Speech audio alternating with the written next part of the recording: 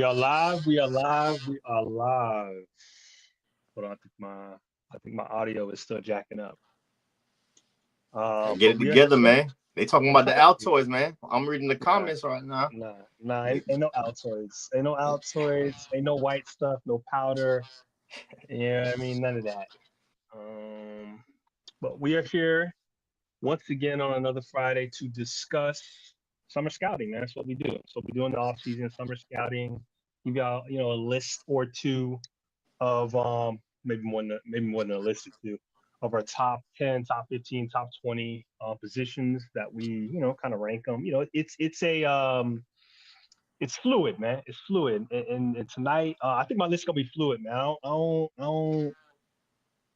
I could probably every day I could probably change mine, bro. In terms of the top edges, I'm just looking at it and just like I ain't happy with it, but we gonna roll with it. I know you feel strong about yours. You go with yours? Yeah, see, I was looking at my edge rankings, and it's like it's when you ranking these guys, it's like okay, I see guys with upside, then I see Right. guys that's plug and play short things. Do I Yep. put the guy with the upside a little higher, the better pass rushing upside, or do I put the guy higher that's I know he's gonna be a 10-year vet. He gonna hold it down for a football team, plug and play right away. So it's like the safer pick versus the potential. And sometimes I like to gamble a little bit, man. Like to go with the big play potential, bro, and rank guys higher and see what happens, bro. At the end of the season, I did it last year with Jalen Walker out of Georgia. I was like, hey, this is a guy I'm stamping him, man, and he showed out and proved me He did. right. But He did. easily, season to season, you can miss on guys because there's another guy we're going to talk about that's at the top of my pass rush. And I was surprised he was in the top of yours, Drew, but he's at the Hmm. top of mine that could also have a big season and catapult him because right now he's not being taught as a top 5 edge, but we both got him in the top 5. Yeah, gotta have the top five. I'm not even sure who you're talking about, but I could assume who it is. Yeah, But you but stamped before this we guy. get there, You oh, stamped I this guy. said higher, but I was like, I don't know, man. It's this. Start with there. We can start with those guys, man. And we're gonna be in Texas today. We usually do three, but we're gonna do two schools a night. And we gonna start in the Lone Star State, isn't it? Texas. That's what they say. Yeah, that's where the ballers Yeah. be at, man. If it ain't Florida, it's Texas, right?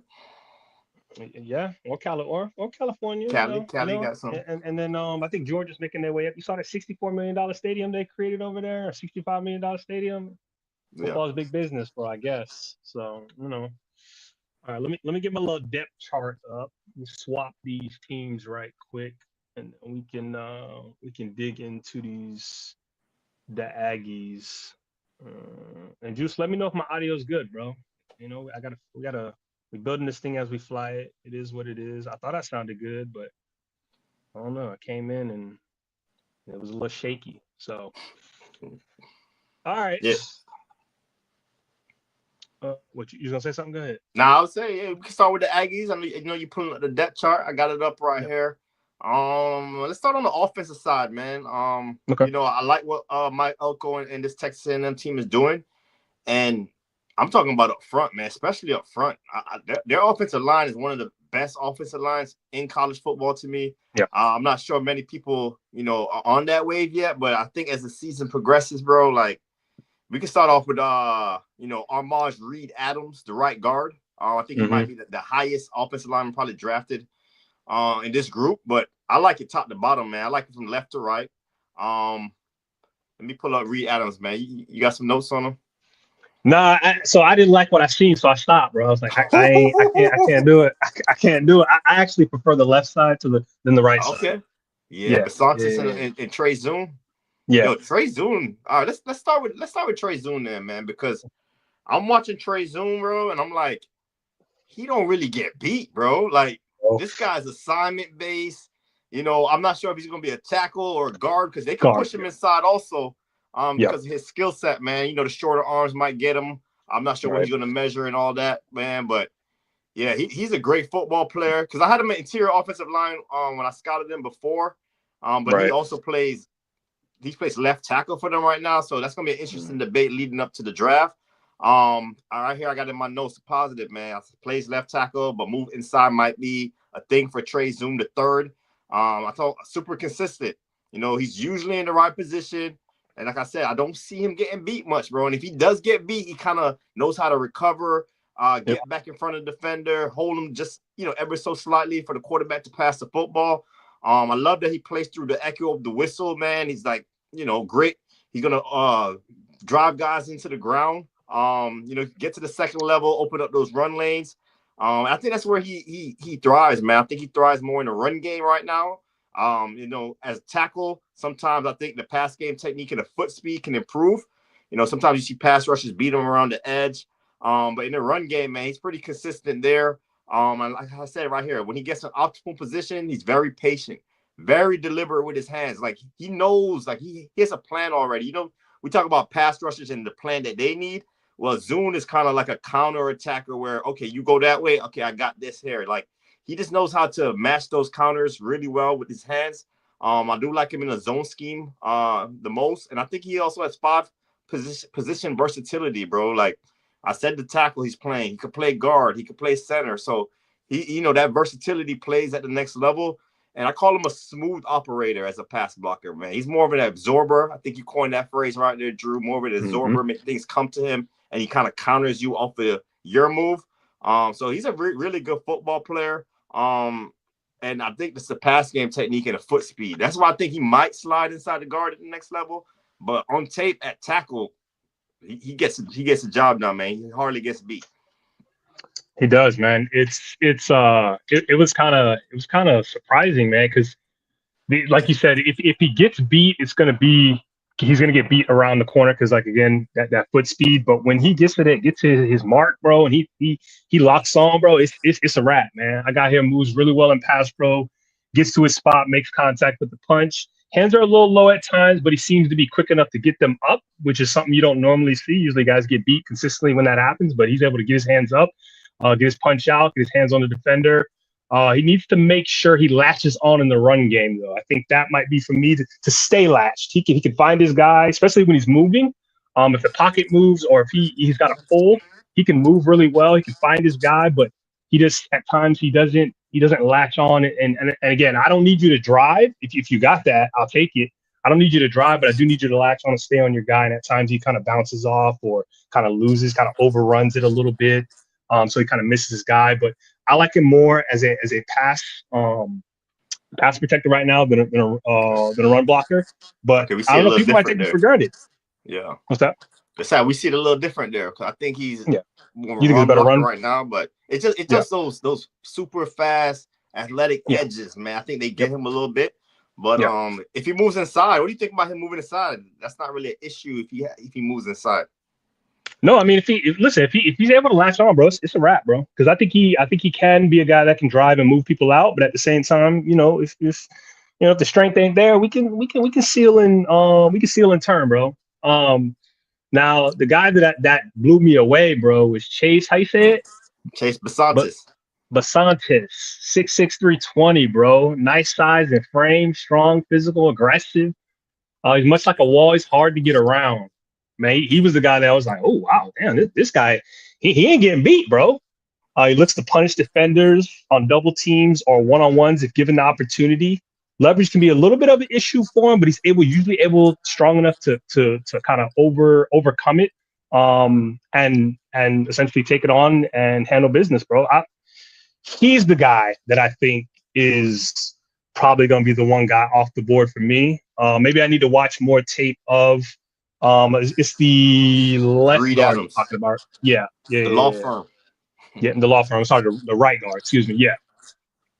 Yeah. You know what I wrote here in my notes? Because I'm looking at Reed Adams, man, because he's supposed to be the guy. He's supposed to be the top guy that everyone's putting out there right now. So when I went into it, I'm scouting him first, and I wrote right here in my notes. Basantis looks like an NFL guy also. And, it piqued my interest. I saw what Zune was doing on the left side, and Basantis relies on right next to him. And what I like about him, he kind of stays low. He's like, man, he stays low. He turns. Love his agility. He can move. He can lose up front because of his agility, his foot quickness. You see him passing one guy off to Zune, getting back, to the second guy. So I really like that about him, what you can't see. And also the power rushers, I think it's setting him backwards a little bit. So, he's getting a little stronger, but if he fixes those couple things up, maybe he's not a day one or day two guy, but I think that he's going to be a good player at the next level. Depth piece could come in there and eventually be a starter Starter. for an Yeah. NFL football team.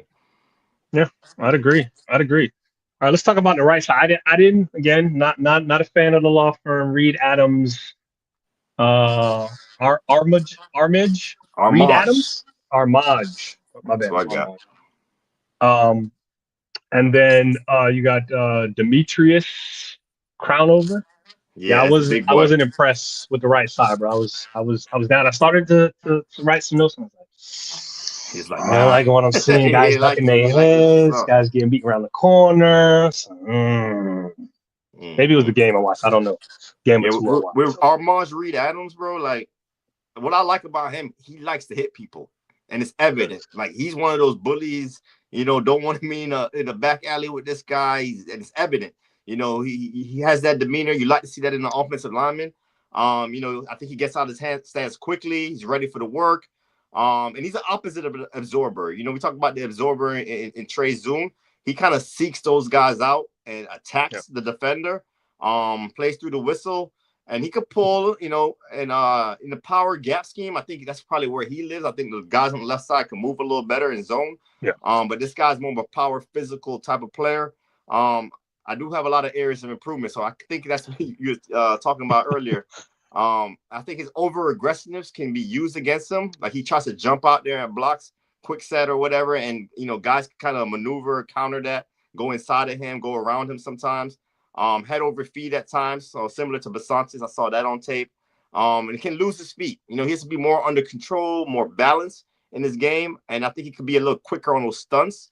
So while Basantes is kind of quicker on those stunts on the left side, I think Reed Adams could work on that, peel off, get agile, get to the second guy. I think he needs to do that a little more. And I think that's when he gets beat. He gets beat kind of with speed sometimes. So he got to improve that a little bit. And then the big boy, the tackle, Yeah, that's more big. Demetrius Crownover, bro. 6'7", 340. He kind of, you see him on the field as soon as he's in the game, because they rotate him a lot, man. Him and Yeah. Ruben Farthery, they kind of rotate a lot. But when Crownover's in the game, you notice it. He towers over guys. He's also a guy that plays through the whistle. Handles rushers, trying to bull rush him through his chest. Like he's just too big, too strong, too physical. You're not really getting through his chest. You kind of got to beat him with agility, because he's a little slow-footed. I think his hands got to be in the right place. Sometimes his hands are a little too wide. A lot of penalties that I saw, the games that I watched, some holding penalties. Like I said, the foot speed, and just got to be careful with oversetting, weight distribution. Kind of struggle with sometimes. He's ready, with from the technical side. But Moss, the created player, Le'Veon Moss, but we can talk about him again if you want to talk about him. We talked about him last week. We talked about the top 15 running backs. And make sure that when me on TikTok, bro. Just killing me on TikTok. You know what I'm saying? You forgot this guy, and that guy's not on your list. I had to clarify, those guys are freshmen, bro. Or they're sophomores, bro. True sophomores. But go ahead. You talk about Le'Veon Moss. I'll get there. Le'Veon, he made his way in the top 10 on my rank on the video, man, on YouTube, bro. He was number 10 actually, so he cracked it. I like it. So he's a guy to me, if he's healthy, because he had that injury coming off a season-ending knee injury. If he's healthy, he's gonna rack up yards, bro. His feet never stop moving. You kind of have to wrap him up to get down. He's gonna break through those tackles, those hand tackles, improved every season statistically. So I think he's just gonna get better and better and better. He's going to have a big year, in my opinion. Lots of tackles, man. Lots of break tackles. He has speed, kind of turn it up, gain huge yardage in the open field. And I just appreciate this guy, man. His ascension, just getting better. They didn't really use him in the passing game, but when they do, he has pretty nice hands out of the backfield. So I think that's an added element that we kind of haven't seen so far in Le'Veon Moss's career, but he does a good job there also. So he's pretty complete to me, man. He doesn't have much weakness. He's a pretty solid running back. And like I said, if healthy, bro, I think he's going to have a big year behind this line. Yeah, he's all around solid. I got here all around solid frame. You have to get to him before he gets going. It's the best way to stop him. Always falling forward. In a nutshell, he's a power back. Decisive in his decision making. Really no nonsense. No east and west. Really looking for north and south. And he would be, if you pair him with a more elusive back, if you will, somebody with some lightning, a scat back, if you will. I think he would have a good combination. But I think he carry the load too because of his running style and whatnot, assuming that he's coming off the injury clean and ready to go. But yeah. All Man, right. we got a quarterback here. I don't think he's coming out, but he is Yeah. draft eligible. And Marcel Reed, man, super athletic, bro. Like when he takes off and he's decisive and open, like he's cutting up on guys, bro. He's a running back playing the quarterback position, and he's improved. He improved when he first came in. He got better throughout the year. Just gotta be more decisive, more accurate. I think the game's just really fast for him right now. Once the game slows down for him, like I'm not gonna say your boy, but Jaden Daniels also had a similar issue when he was younger, and he got better and better. So the sky's the limit for Marcel Reed. Like I said, I don't think he's coming out this year, but he is draft eligible. Yeah, and I don't know. I mean, you said it all. He's just progressing. He's kind of putting it, little by little. He's putting it together, and he's just probably going to be one of them 4-year quarterbacks. It's just going to take a while. Plus, I'm not 100% sure the weapons that they have are going to get him there this year, right? So I think they're gonna need a little bit more in that room to make it happen, unless we're talking about one of these freshmen. But I agree with you. But in terms of the receiver, I mean they got one. You know Yep. what I mean? They got a guy from formerly of was it NC State, Kevin Casey Concepcion. Concepcion. Um, Concepcion. And the I like question it. is how do you see him, bro? Is he a receiver? Is he a running back? Is he a playmaker? Is he a weapon? What is he, bro? And at the end of the day, your notes for him should say just get him the football because it's lights, camera, action when the football is in his hands, bro. Yeah, man, you said it all, bro. Like you see him get handoffs in the backfield, and they didn't really use him as much. He had a super strong freshman year. They used him as a running back really often, and then for some reason last season they didn't really put the ball in his hands as a runner as much. So that's something. Maybe that's why he transfers. He's coming over here to Texas A&M. Marcel, get acquainted with this guy. This is your top pass catcher on the football field. I had him number 7 in my wide receiver rankings. And like you said, they like to get the ball in his hands in the screen game, design plays, just uses elusiveness, his yak ability, shifty inside wide receiver. He can find a soft spot in the zone also. Really good hands also. So he's not just, just shifty or running back. Like he could catch the football. So he's a pretty good receiver as well. Route pacing, man. I love his route pace. It's an asset. You just never know. He's going to slow it down. He's going to speed it up. He kind of, lulls people to sleep a little bit. And like you said, man, he's a running back with the ball in his hands. He can find the edge. He can accelerate. It's just the size, man. The size of 5'11", 187. And then sometimes I think on tape when I was watching him, like he does a little too much sometimes as a route runner, where he's kind of trying to shake him, and then you got him beat, but he wants to keep on trying to shake guys and lose his balance at times. So you just gotta be more of a natural wide receiver as a route runner. But other than that, man, I like him, bro. Get the ball in his hands. I think he's gonna be him and Moss, man. I think those are gonna be the two guys for A&M to watch. Yeah, keep it simple, man. Just keep it simple. Anybody else you want to talk about in that receiver room? Now they got a couple of transfers. They do. Concepcion's a transfer. You got Mario Craver, Jonah Wilson. But these guys are younger guys, man. Concepcion is the guy over there. Yeah, I'd agree. All right, we can slide over to the defensive side, man. And we're not going to talk about the Gator, TJ Searcy. He got to show me something. So don't even bring him up. He's a transfer from Florida. You got to show me something. He can ball as long as he don't ball against Florida. If we play them boys, I don't even know if we play them boys. But bro, let's talk about your guy, bro. Ooh, let's talk about your guy. I thought we were gonna talk about him with the edge rankings because it's a surprise. Oh, no, we can leave it there. We can leave it there. No. I want to talk about him now, man, because I want to put the stamp on him, bro. Like you ain't gonna know where I got him ranked until we get to the edge rankings.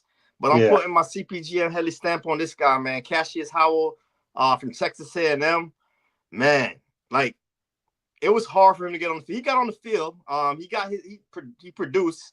But he was playing behind Nick Scarton and Shamar Stewart, right? So when you're playing behind those guys are the starters. Howell came in. He was a transfer that came in and balled out, man. He balled out here.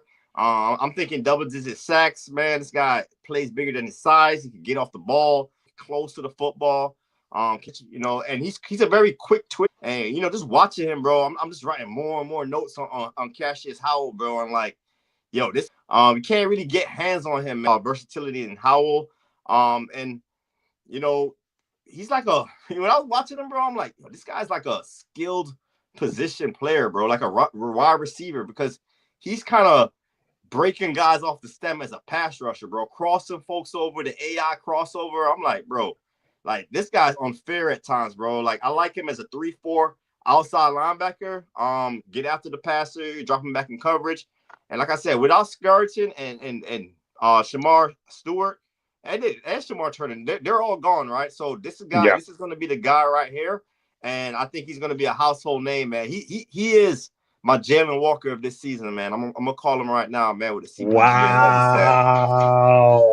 Yeah. I'm gonna say something. So I was doing a little bit of research, and I don't know where my notes are. Like I thought I put them in here. So I guess I might be a little off with them, but let's see. I thought I put him in here. Let me make sure this is the guy, bro. Because I'm be upset if it's not. Let me check. Mr. C saying some technical difficulties. I don't know. We got technical. Looks like he's going good. Yeah, let us know what's the technical difficulties. Oh, Juice said it too. Oh, Juice said it too. What is it? Adam Silver traded Michael Parsons to the Lakers. That's funny, bro. Let me see.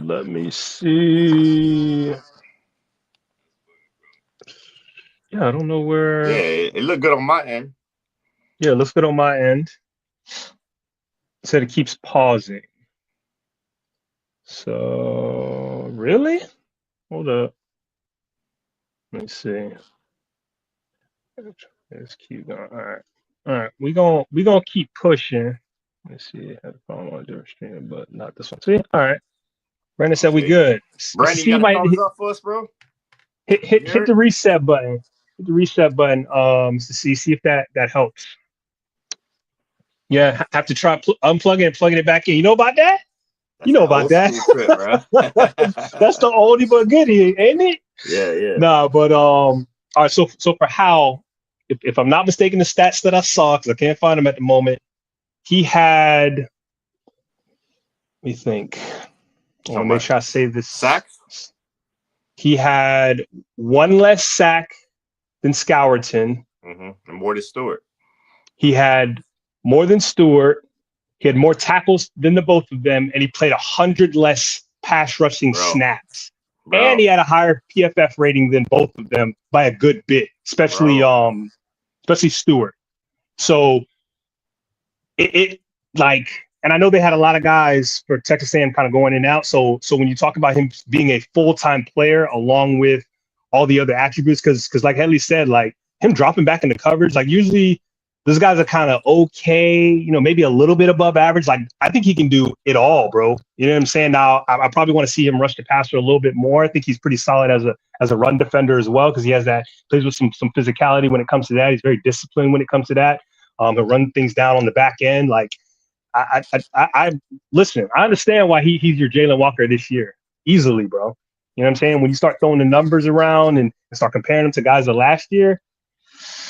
I don't know, bro. You might be right.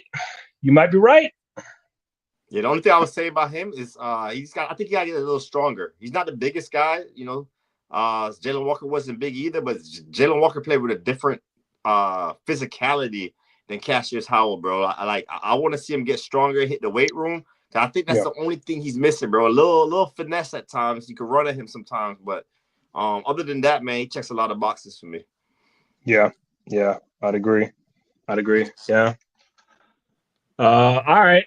Next up, who we got on the chopping block for this defense that you want to discuss? They got some off-ball linebackers. You checked out Torian York yet?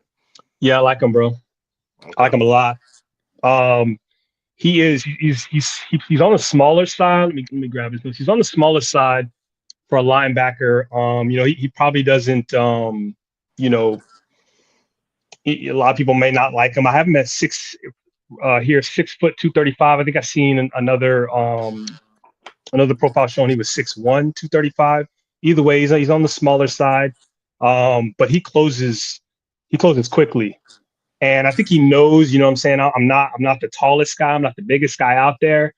So if he's gonna make contact with a guard or a tackle, he's trying to make the contact first. He's trying to jolt those guys, trying to, you know what I'm saying, have the advantage when it comes to that. He led the team with 82 tackles last year, and the year before, I think he was second on the team with 74. So this is a guy who he can run east, west, north, south, wherever you need him to run. He's going to find the football, see ball, go get ball. I think he's an excellent blitzer. Has good timing and burst when it comes to it. He's extremely decisive when going to get the ball. And I like him back in the coverage too. He drops back in the coverage, kind of takes away the window for the quarterback, kind of putting his hands up. He's kind of feeling who's behind him. You know what I'm saying? I think he's a pure tackler. When you talk about, when you watch the tape, he's one of the best tacklers on the team.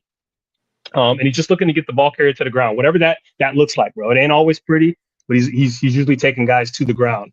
He makes himself very, very hard to block. Sometimes you can do this with just, beating guys to the spot, or you can teleport. So we talked about that. He kind of does a little bit of everything when it comes to that. And again, this is a guy who knows himself, and you can tell a lot of guys, when they have a flaw, you know what I'm saying, they're doing things to circumvent that flaw, right? And I think he's good at it. Very physical when it comes to the point of attack. He can't get caught up in the wash. Again, smaller guy, but listen, he's a guy, bro. He's a guy we got to continue to watch. I wonder what his RAS score will end up looking like. And again, I don't think we're going to be talking about him, day one.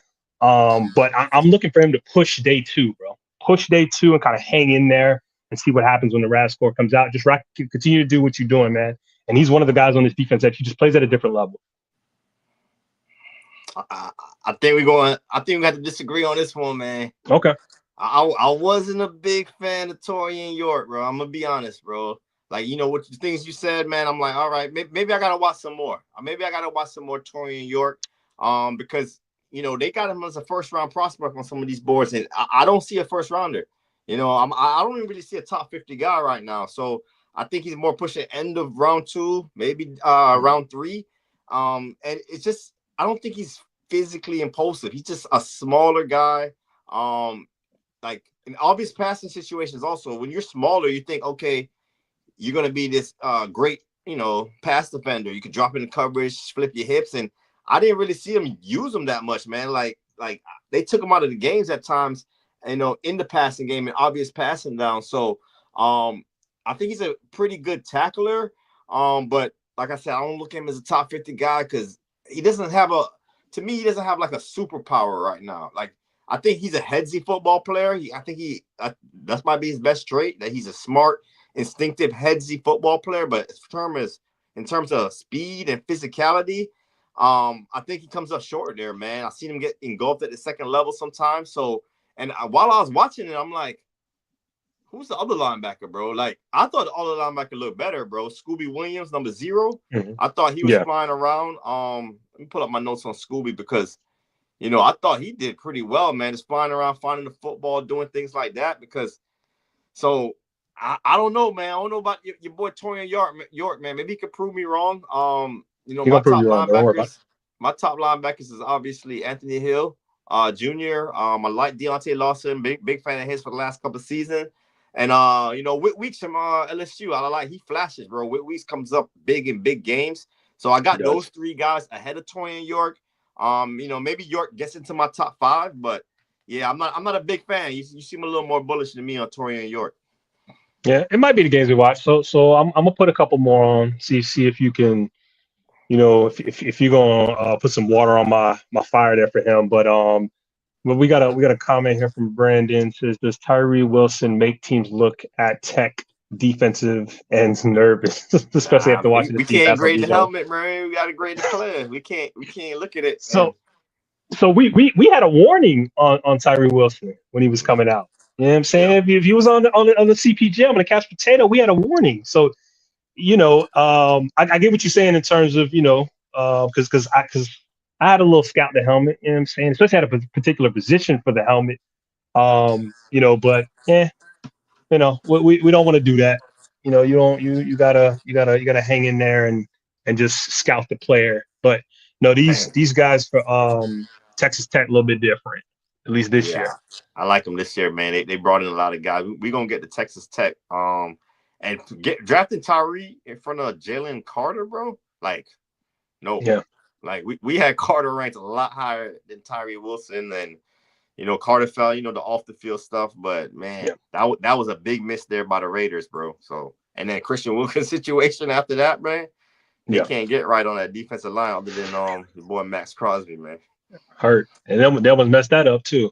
Mm-hmm. You know what I mean? So, but yeah, Christian Wilkinson, wow, man.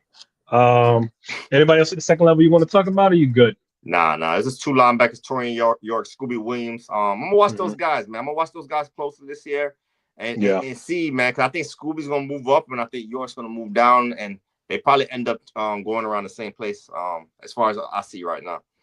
Yeah. All right, I got one guy in the secondary. I'm trying to key in on a couple of guys there, but one guy, actually two guys, kind of stood out to me. But one guy in particular was Will Lee, the third, was 6'3", 190, bro. And I think he's all of the 6'3", 190. I know sometimes we'd be looking at these sizes and these the weight and the height, and we're like, yeah, that he not that, bro. Stop it. But he might be all of that. Seems to find himself around the football a lot, even playing the cornerback position, which is something that's not you don't see that a lot. But he seems to just find himself around the football. And let me see here what I got here. He was fifth on the team in tackles, bro, as a cornerback last year. So that's not normal, bro.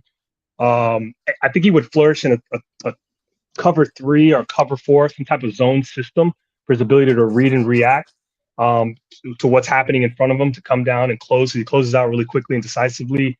I think he attacks the ball in the air, but I think also he can be a little too assumptive down the field, trying to make plays or trying to, he can fall for the as Headley would say, fall for the cheese.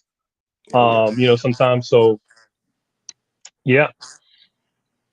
Yeah, Will Lee, bro. Like you say, he bought that smoke, brings that physicality, will come up and tackle. He's a little stiff out there sometimes with the hips.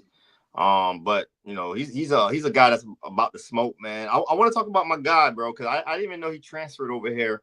Number 6, Julian Humphrey. He was, when I watched him at Georgia. I didn't even see that. Oh man, I missed it. Go ahead, my bad. Yeah, you done did something right there. When I watched him at Georgia, man, I liked him coming in. It was him and your other boy, number 6 over there. Name escaping me right now.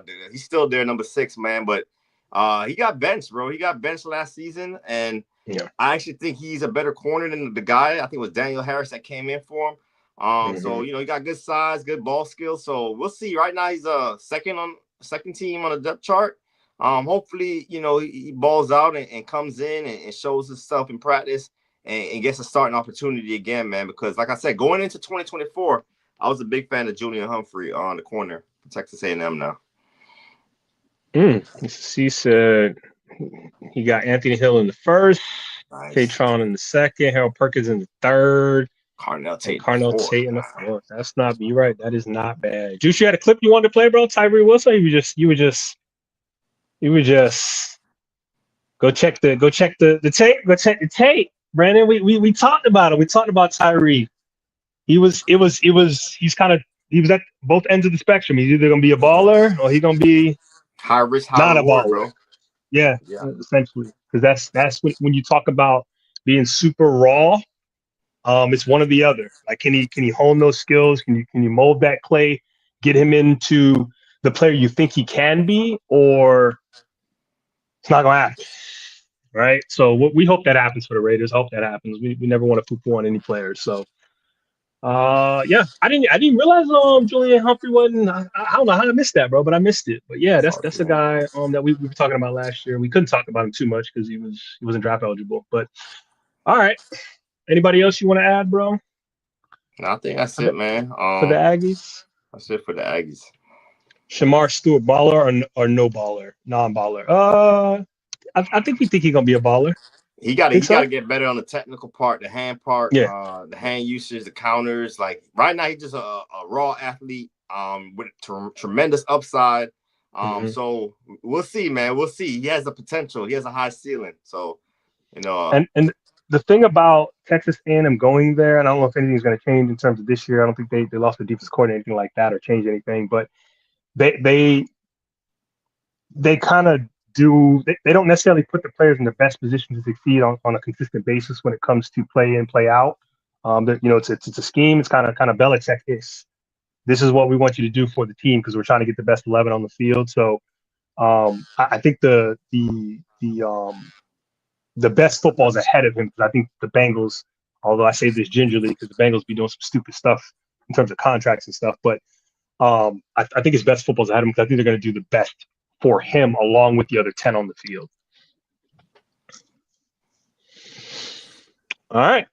So I guess next we can move over to Texas Tech. Yeah, let's get it, man. Let's talk about the guy, your stamp. My stamp. Yeah, man, because Texas Tech, man, they did a lot, man. They did a lot of transfers are coming in. They're going for it. They lost a lot too, bro. They lost 31 players. They lost the most players in the country and in the portal. So that's why they ganged up. Well, that's part of it. They got the oil money too now. Yeah, and NIL, huh? Yeah, you know how it goes. But let's start on the defensive side, man, because they got a whole new starting four along the defensive line, man. You got David Bailey, pass rusher from Stanford, Lee Hunter, Skylar Gill Howard, and Romello Height. I'm gonna start at the top, bro. I'm gonna go with David Bailey here, man, and I'm gonna bear the lead a little bit, bro. Like, he's the best pass rusher in the class. We've said it before, man. If you watch this channel, you know how we feel about David Bailey. Drew already stamped him. I watched him. I second that stamp also, CPGM Drew, because this guy is the best pass rusher, bro. The first step, the closing ability, the versatility that he brings could drop back in coverage. They can line him on the edge. You can line him as an off ball, as a nickel backer. You kind of do a lot of different things with David Bailey, bro, because he's just so athletic, so agile. Right here, juice around the edge. It's just evident. He pops off the screen with his explosiveness around the edge, bending, flattening, just like I spoke about Cassius Howell, but he does it at a higher level than the Cassius Howell, because he has that hip flexibility also. I said, closing to the ball, top notch, and he was obviously the best player over there in Stanford, bro. I'm like, why is he off the field? They just pull him off the field, and then you don't get it. Teams will drive down the field on him. They put him back in the field, and then he making plays, getting sacks, getting tackled for losses. So the transfer makes a lot of sense. It's probably a little bit of, you said, that oil money, but also just playing, bro, playing time, just being the guy over there, bro. So, I'm looking for a big year this season from David Bailey. The motor is there. The effort is there. You see him chasing down plays 30 yards, 40 yards down the field, saving touchdowns. And that's very important to see as a scout. When you're looking, okay, you got all this talent. Sometimes the guys with the talent are not playing as hard, bro. Like, we talked about guys before, or people have talked about guys like Jadeveon Clowney before. The work ethic, he's super talented, but is he going to work? Not with this guy, man. This guy's going to work. He's going to keep getting better, and he's going to be versatile. He's going to be a pass rusher, and like, we on him first, bro, and he's going to move up the board, bro. It's no other way around it, bro. David Bailey's moving up the board, as soon as the season starts. Yeah, man. When I turned on the tape, bro, I was trying to figure out like what's his number for Stanford, like where's he at, bro. I'm watching the Notre Dame game. I think he missed the first like 4 snaps of the game, bro. And the minute he comes into the game, it's a sack, it's a hurry, drives over, and then you don't see him for the next drive. I'm like, what? And they get scored on. I'm like, what are we doing? He comes back on the football field, plays a couple of snaps. Bad things happen for the Notre Dame offense, and then he comes off the field, and then they go down the field. Like it doesn't make any sense. And it didn't matter where he was playing, whether he was dropping into coverage, if he was coming off the edge, if he was blitzing in the A gap, B gap. Like, he's super effective all the time, bro. And sometimes he may not necessarily get the sack, but me and brother be talking. I'll be like, bro, I don't care about the sack. If you can rush the quarterback, you can hurry the quarterback. If you can make him think something's coming, see ghost, like, that benefits everyone else. You know what I'm saying? Because now he's in a rush, or he's seeing things that aren't there, and he makes bad decisions.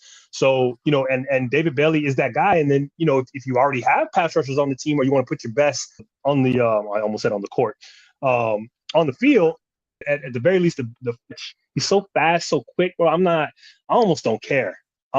Give me that guy. Give me the athlete that could do this. be versatile, play. Oh, you want off-ball linebacker now? You want to be in the A-B gaps? You want to play on the edge? Oh, you want to go over there to the nickel? You want to play against the tight end? Like that's the Legos, bro. Like you spoke about, man. And that versatility plays at the next level. So it's getting smaller and smaller. I know we always talk about, they're gonna bring back the fullback and run the ball more and do all these things, but at the end of the day, it's still a passing league, and guys like this gets coveted, man. So super high on David Bailey. We go to the other edge, another transfer. The whole line got transferred in. Georgia Tech transfer, Romello Height. I ranked him. You're going to see him in my top 15. I like him, man. His athleticism, his length, it shows up, He looks like a pterodactyl coming at you. This is that long wingspan. Like you said, like sometimes he doesn't even make the play, but he's just in the way, bro. Like the arms just flapping towards the quarterback up in the passing lane. So, very good pass rusher here also. He brings the energy and motor. So him and David Bailey, bro, both energy, motor type football players, talented football players. With Romello too, I like how he changes speed as a pass rusher. So a lot of things that translate on offense. I talked about it with your boy earlier, Cassius Howell, where he has wide receiver feet crossing guys up. Well, Romello Height has pass rushing pace like a wide receiver. Like he'll start off slow, lull you to sleep, and drive past you. It's just the pass rushing pace that he plays with is reminiscent of those slot receivers that has that wide receiver route pace. So I do like that about him.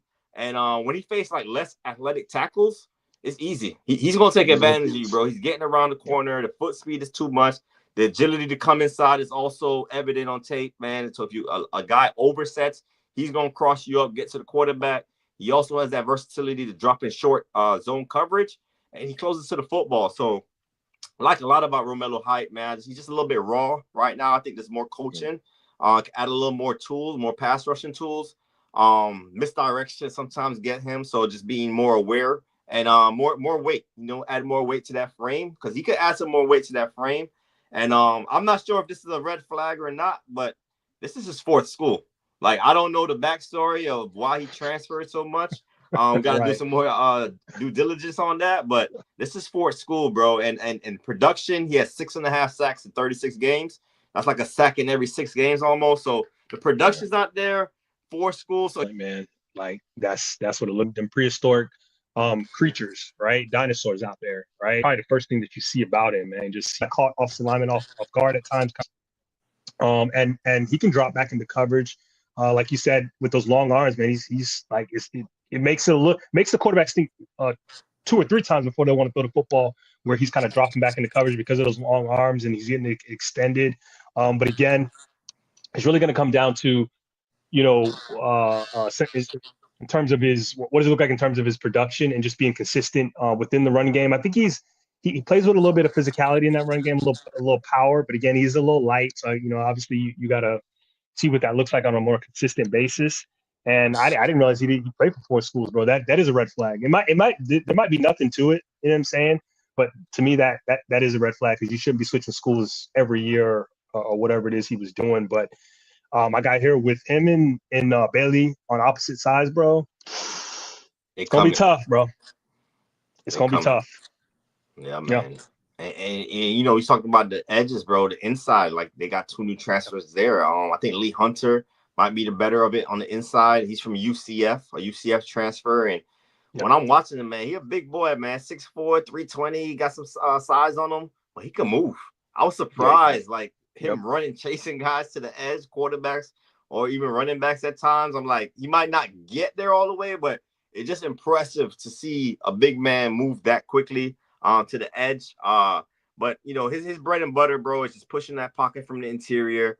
He can help in the run game. And he has penetrating capabilities, bro. Like, he can rush after the passer. I don't know if he's going to rack up a ton of sacks, but like you said, disruption. He wins with initial movement. He has a quick twitch for a big man. So, I think the thing about him now is, like, once he makes that initial burst, it looks good sometimes. But if he doesn't get there on the initial burst, I think he can get stalled out. And the play's kind of over. I just need to develop some hand counters, some more hand movements, some doing something to get to that, the secondary move, man, because you can't be a one-trick pony out there. You're going to be on tape and they're going to see it and be like, all right, he gonna do this. I'm gonna lock this off, and the play is over. So I just want him to add some more pass rushing capabilities to his game.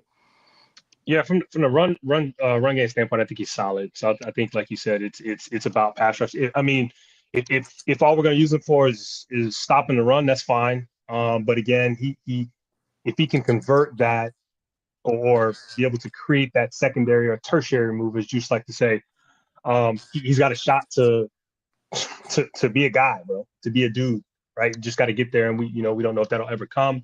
And then Skylar Gill Howard. Another transfer, redshirt senior. I'm not sure what school he came from, but he got a little bit more quicks to him, a little bit more movement to him, a little bit more burst to him, a little bit more explosion to him. More like a three technique ish type of tackle. So I think they got a good combination here with at least the starting four, assuming these guys are the starting four, from that D line, man. Like, this boy just reset, bro. It says they run a 3-3-5 defense, so we'll see what that looks like. But Three those three four five. guys, yeah, that's what it says. All I don't know right, if man. that's Big 12 and 3 yeah, 5, bro. they Like be doing, bro. they Be doing love too it, much, man. bro. Yeah, they do. They love it. They And do. guys play out of place. Sometimes they gonna have David Bailey, as a 5 tech, bro, running that 3-3-5. Or Yeah. I don't know, man. We'll see. I don't We'll see like how that goes. Yeah. Jacob Rodriguez, man, a very productive off-ball linebacker for them last season. So he's a guy that stayed. He's one of the few guys that stayed on this football team. And he's an easy mover in space. I think pass coverage, he kind of excels, even as a blitzer, on passing downs, man. He closes quickly to the quarterback. To me, he's a weak side linebacker, kind of flow to the ball. Kind of want to keep him unblocked because, he could get engulfed at times. They could wipe him out at the second level. Like, this place where he get wiped out, like not just blocked, bro. Like, this guy's getting wiped out at the second level in the run game. So, we'll see, man. I think he does have the 3-down skill set as a pass, in pass coverage.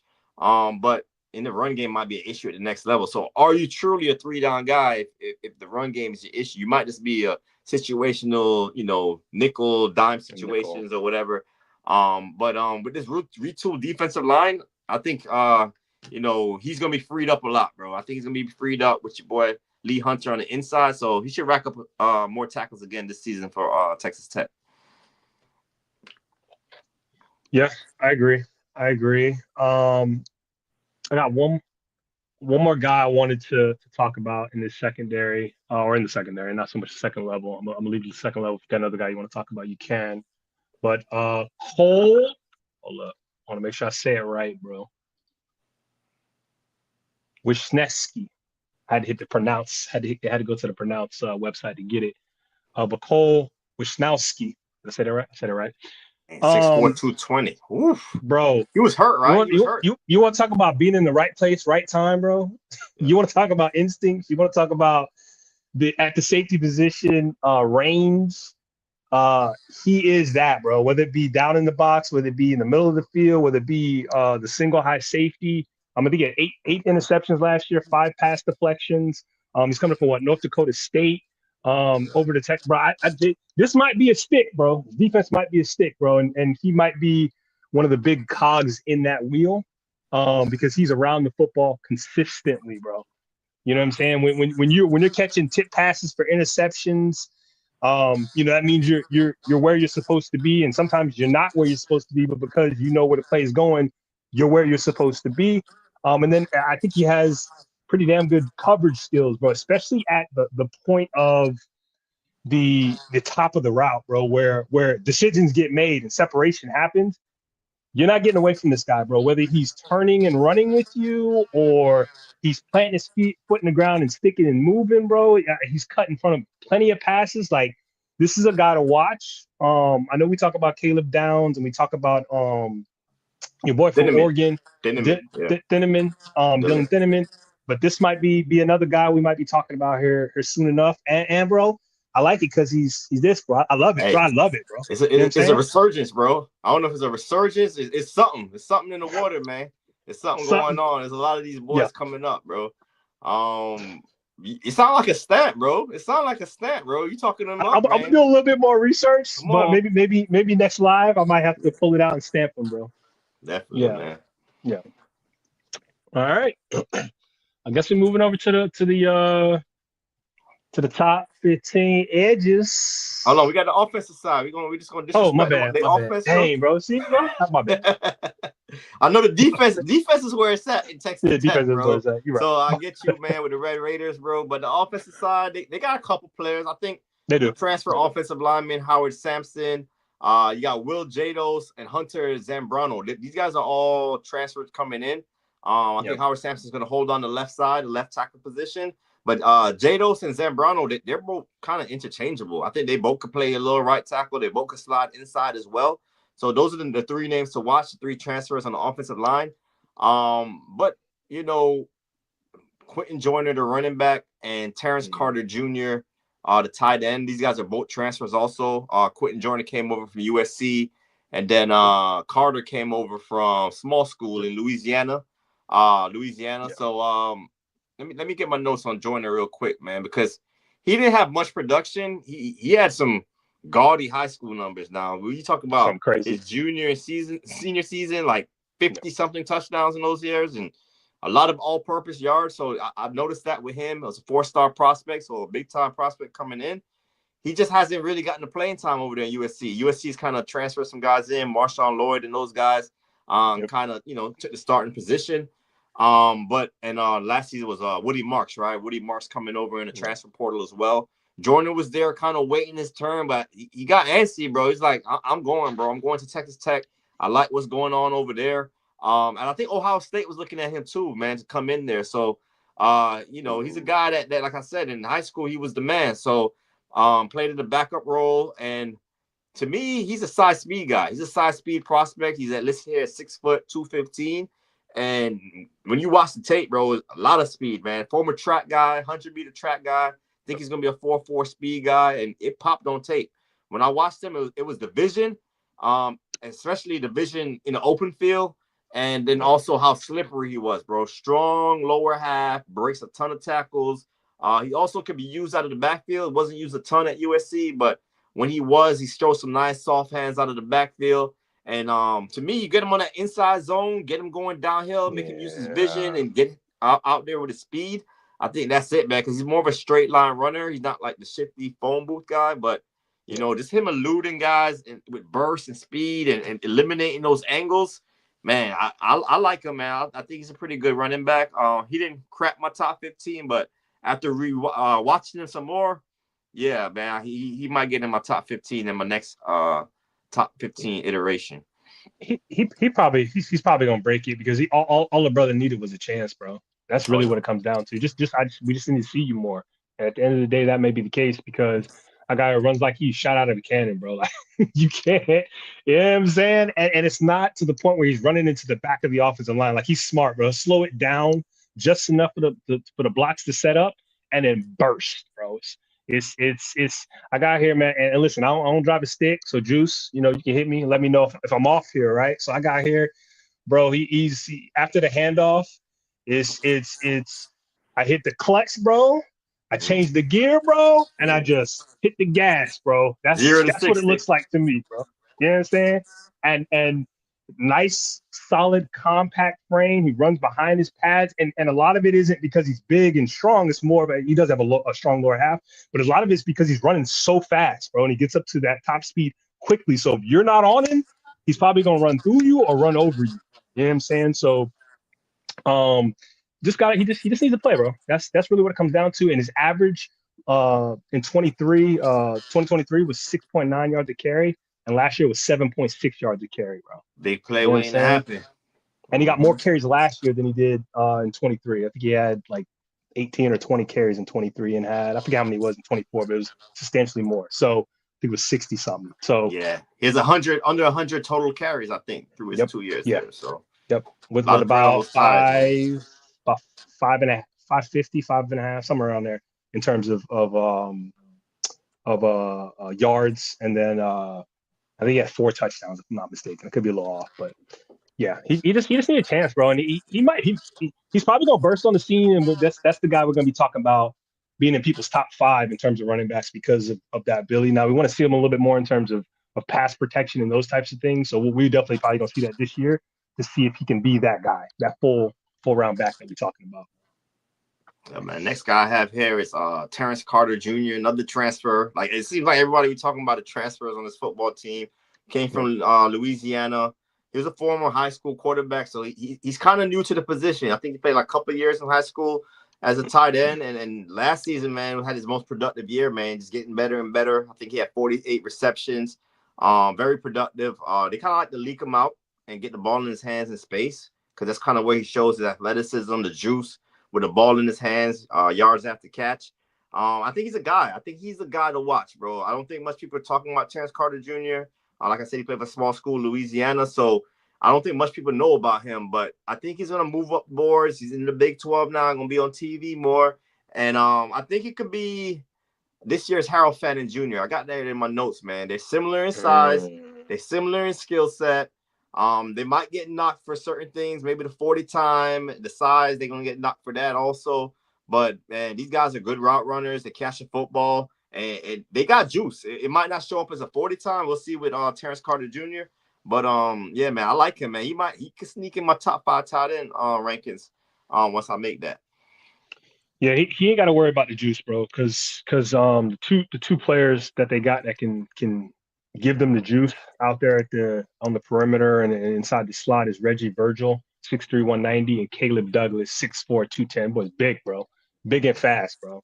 Nice. Reggie Virgil, bro, he don't have a ton of production. He caught 41 balls last year with 9 touchdowns, and he averaged 20 yards a pop, basically, or catch.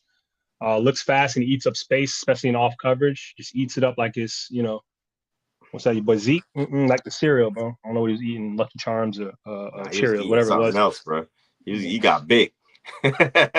Right. Poultry, beef. He handles press well by being physical, uses his size to go up and get the football. He's a big downfield threat guy. Especially whether it's out wide or in the slot, tracks the ball well and not scared to go over the middle to catch the football. So, and then Caleb Douglas, I wasn't expecting this because normally when you see a guy that's, if they're 6'3" or taller for me, I don't expect them to be able to have small feet and move the way this guy did move. I just wasn't really expecting. He kind of reminded me a little bit of T-Mac from last year. 6'4", 210. They kind of used them all over the place, whether it be in the slot, whether it be out wide, whether it be in a bunch formation. They kind of threw bubble screens to him. They kind of threw 3-4 yard routes to him and they were just trying to get the ball in his hands because he has a little bit of movement after the ball's in his hands to make people miss, to get some yak, can create separation at the release during the route or at the top of the route. So create separation at the release, during the route, or at the top of the route. You know what I'm saying? And during the route is before you get to the top of the route. Should have put that in there. But he's smart and understands what he's seeing in terms of coverage. So sit down in the zone. He's not going to overrun anything. He's going to, he's kind of understand, okay, I need to kind of cut this off. I need to slow this down. He gets his head around really, really quickly. He tracks the ball well down the football field. He can turn a poorly thrown pass into a catchable ball. And so I think they got themselves some receivers, bro. You know what I'm saying? They got themselves some flavor. The Neapolitan, that's what we're calling it.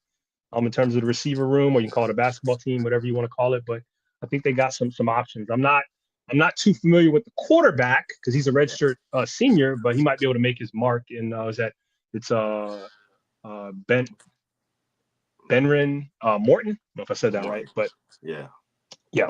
Let's see, man. Because like you said, this seems to be a good football team. It's going to be on the quarterback and how quickly they can kind of gel together because it's a lot of them the first time playing with each other. So, and the quarterback play, we'll see, man. So, but around him, the receivers, the tight end, the running back, new offensive lineman, you're going to have the defense. I think that's the strength of their team, the defensive line. So, we'll see. We'll see what they do in the Big 12 this year, man. It should be a big year. Yep. All right. Now we move into the top 15 edges, bro. Yeah, man. Ready? That boy made the entrance, bro. I like it, bro. What's happening, man? What's going on, man? Y'all boys doing such a great job, bro. I just played the back, bro. You know what I'm saying? This, I work the board, bro. You know what I mean? Let y'all, do your thing in terms of analysis. So really insightful detailed analysis coming out of Texas Tech and Texas A&M. You know, a couple of Texas squads that we're expecting to make some noise this year in the SEC and Big 12, respectively. As you guys have alluded to, we're going to talk about your top 15 edge rusher prospects for the 2026 NFL Draft to this point through summer scouting. So, got your list. I finally got the process down, leveraging, you know what I'm saying, the LLMs to help with you know the imaging during the live stream. So it wasn't a very painful process this time around. I think we got something going now. I'll look to make it a little bit more interesting, a little bit more visually appealing. But as far as getting your rankings established, we certainly do. So I'm pulling that up. And as I pull that up, I think what has become customary is for us to start at the top, right? Because, of course, you're not going to find a pair of top 15 rankings in one sitting anywhere else, right? In these YouTube streets, right? This is a Couch Potato General Manager, Drew and Headley, obviously have their own individual rankings, and we work through both of them. We work through both sets of rankings. So we're going to start at the top, and then, of course, wherever you have synergy, want to make sure we get your thoughts on that player, both of you, and then whoever has certain players ranked higher than the other, they'll focus on that individual player. So again, if you've had any experience with us to this point as it relates to the wide receiving group, the running back group, it's going to be the same type of format. All right. So draft eligible. Yes. Draft eligible. Draft eligible. Everybody is draft eligible. We're not Flip leaving out freshmen. We're not leaving out monsters. We want to include everybody. If they're not eligible. Yeah, some ballers out. We can't put them in there, guys. Okay. All right. Okay, my bad. Go ahead. Let's start with you, Drew. Let's start with you. My stamp guy? Nah, you ain't put on number one. Oh yeah, my bad. I forgot to switch it on my. I forgot to switch it on my table. My bad. My bad. It's technical difficulties. There we go. There she is. There she is.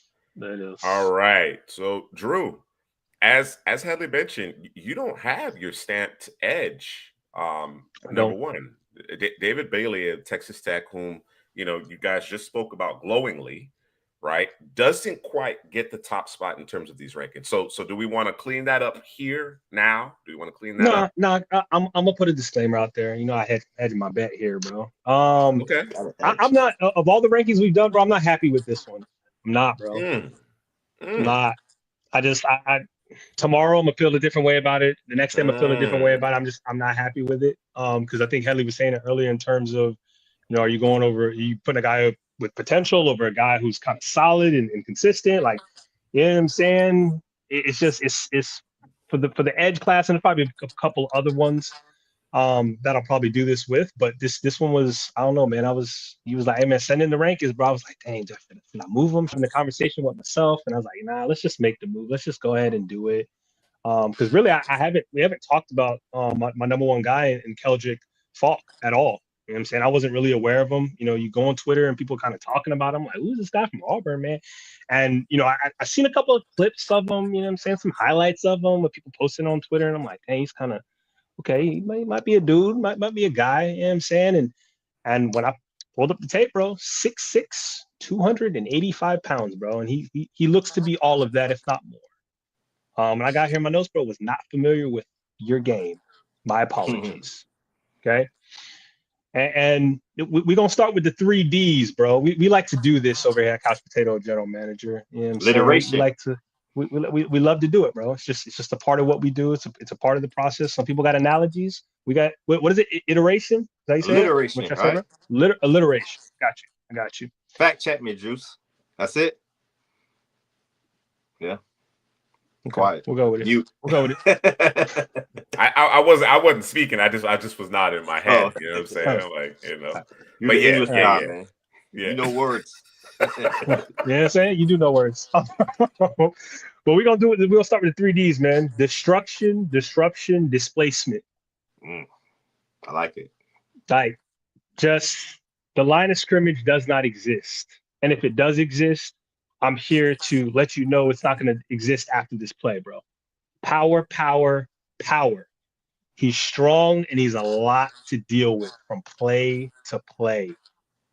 He consistently at the point of attack gets his arms extended and he's able to control the offensive line, bro. Whether it's the run game, the pass game, power edge, who can stymie any pulling blocker, bro. I don't know that I want to keep sending my guard over there, my tackle over there to this guy because he's handling them like they're a child, bro. Can penetrate in two ways by using the offensive lineman to walk them back into the quarterback or the backfield, or make his quick move, that one hitter quitter, bro, to discard the offensive lineman and get in the backfield. Much like offensive linemen fear this guy much offensive linemen fear. What I got here, man? I be mistyping, bro. Let me get here. Much like offensive linemen fear guys with speed, like they fear this guy because of his power and his violence, the heavy hands, bro. And he was an easy evaluation. And I put here, bro, it's to me right now, and I could change this tomorrow. But I think it's gonna be between him and Peter Woods, bro, for the best defensive lineman off the board. I agree. I agree. That was it, Drew, because I kind of want to get in a little bit on Kendrick Falk, too, because he's a guy we really haven't spoken about more. I got David Bailey as my top edge rusher. I just spoke about him in the previous segment. It's rinse and repeat with David Bailey, bro. Just as a pass rusher coming off the edge, he's better than Kendrick Falk. And when we do edge rushers, that's the thing about Falk. Is he really an edge? Is he more an interior guy? Because he does both great, man. Like you said, him and Peter Woods, to me, are the top two interior defensive linemen in the class. And as an edge, him and David Bailey are the top two edges in the class. So you kind of get the best of both worlds with Kendrick Falk. I think he's a top 5 talent in this class. I wouldn't be surprised if he goes in the top 5 ahead of Peter Woods. Even though I got Peter Woods a little higher than him right now. Like you said, he extends those arms, man. He creates that separation. And then he has agility also. To me, he's a plug and play. He's a plug and play player at the next level. You want to put him in the 5-tech. You want to put him at the 4-eye. You want to put him out a little wider. It doesn't matter. I like him closer to those tackles too because he does that really well. He has that speed to power. Bull rusher. He can win quickly off the snap. And a lot of things up. He slashes his tape. He was dominant in those 2 football games last season. So it's a lot to like about him. I think he could gain a little more additional pass rushing moves, more counters, more tools. That's why David Bailey, to me, is the best pass rusher. But you're talking about complete football player, bro. Kendrick Falk got to be at the top of the list, though, man. All right, let's roll right into the David Bailey conversation. Right, we discussed him earlier when we were talking about Texas Tech, but certainly, there's a reason why you have him at the top of this very impressive edge rush group.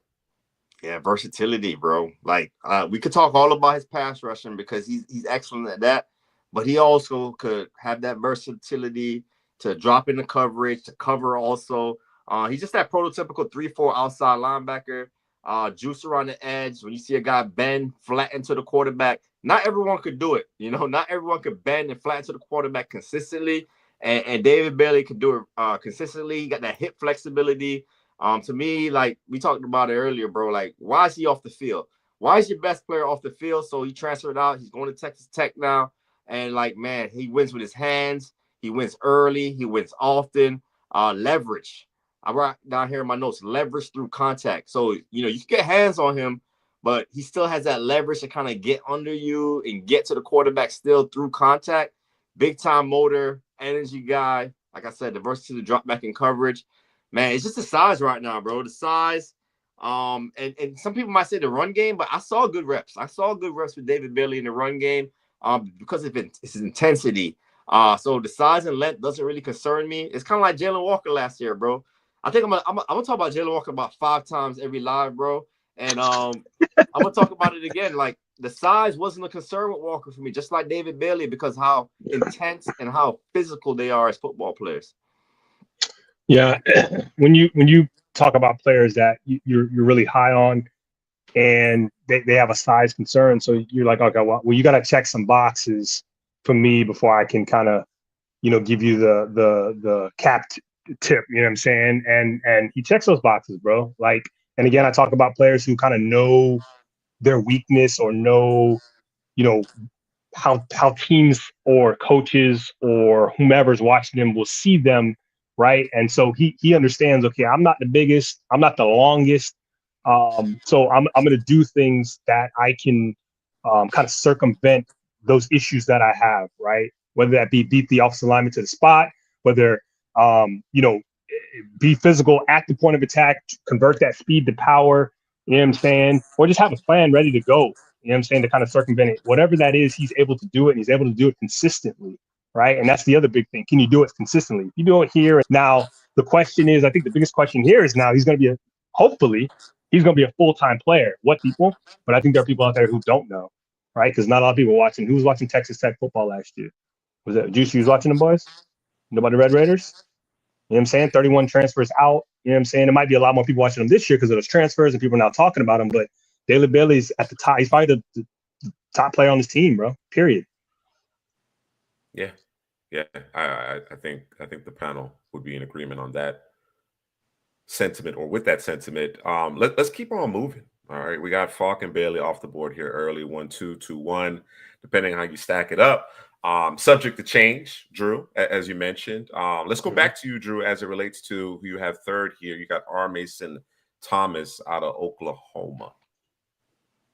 Yeah, that first step explosiveness, man, jumps off the tape, and it jumps off the tape consistently. We talked about, I think it was 2 weeks ago, and we talked about Oklahoma. This is the other guy that, if you're not putting Falk in there as one of the top pass rushers, this is the other guy. It's either Bailey or it's Thomas is usually what you'll see, in the draft community streets.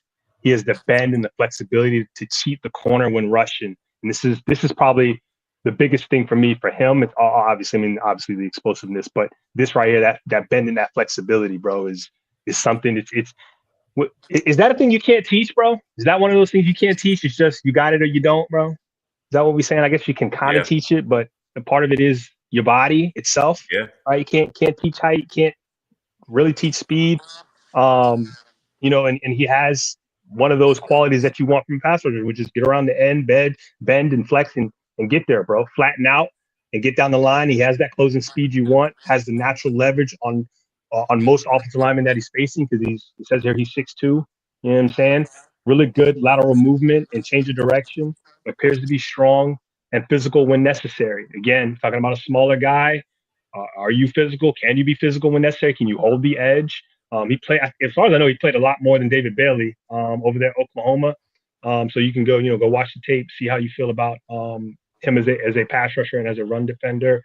But yeah, man, I think he's nearly the total package. He didn't get dropped back into coverages as much as David Bailey. Not that he can't do it, but this is a guy, I don't know that I want him doing anything else but rushing the passer. But he has that ability to drop back and that short to intermediate, living that short to intermediate zone, man coverage. You said David Bailey, he was over there? From Stafford? No, what do you mean? What? You said him and David Bailey was over there. No, I was talking about the like putting them in the rankings. Okay. The top edges, those are the two that usually get mentioned when you talk edges. Got you. And Falk. All right. Just a note, and I know that's been kind of an ongoing situation, Drew. I am getting a lot of that staticky feedback type sound. I think the video's been a little choppy, at least on my end. That could be my Radio Shack setup, but it does seem like there's been some latency here. I think it might be some local recordings associated with our video feed. So we'll try to get that fleshed out. But we'll keep pushing through here. Hell, you got TJ Parker, third overall among your edges in the 2026 NFL draft class. And that comes as no surprise. I think the general consensus is fairly high on TJ Parker, but just before you get to him, I just want to take a peek at Drew's rankings. He got him outside his top 10. He got him at 13th. Yeah, no, I get it. You know what I mean? I get it. I while I don't want to spend a ton of time on it, I do want to hear, from a bird's eye view, why you feel that way about Parker, Drew, before Headley gets into his spiel. Because when I watch Parker, like, to me, he has to make contact to win. And I think that slows him down and kind of pushes his production down versus winning without making contact.